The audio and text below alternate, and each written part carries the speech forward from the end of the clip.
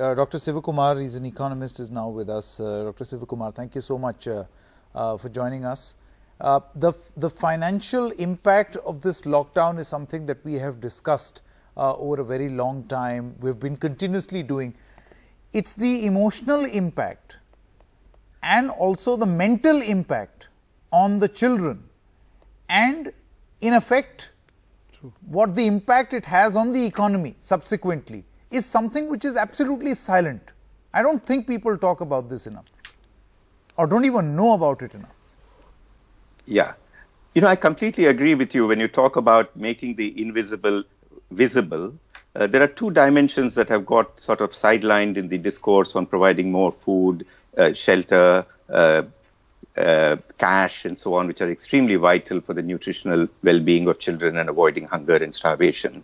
One is really the mental well-being of children. And many experts will tell you that when there is forced confinement and lockdown, this leads to a lot of anxiety disorders.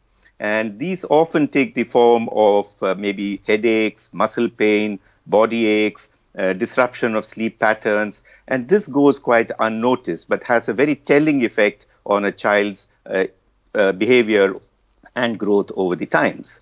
Also, when you do this, when you're forced to stay confined, restrained with no social interaction, it also breeds aggressive behaviors.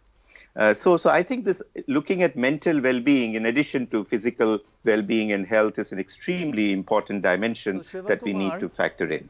To describe you as an economist is a little bit of an understatement, because you worked on social policy all your life and you focused on children and women. That's been your main area of focus. So I would say that as an economist, this specialization makes you understand the plight that children are in today much better than others.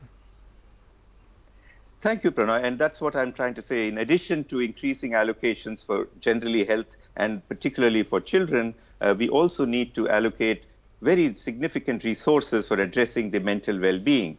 By the way, there is also this expression called quarantines, which means that teenagers who are also forced into this kind of lockdown with loss of privacy have their own set of anxieties. Children who are finishing school are not sure on what is going to happen in terms of college admissions. So this, with pressure from parents to perform well in schools, there's a lot of concern among young children as well.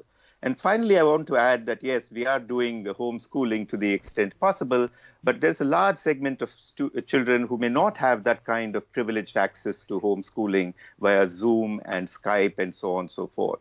So the disruption in their learning is going to be quite severe, and this kind of lack of educational attainment is an educational injustice that we certainly need to factor in and address, both in terms of the resource allocations that need to be increased for school education, but also specifically focusing on the needs of underprivileged and poor, vulnerable children. Right, and it's a great investment for the future of this country. Thank you very much.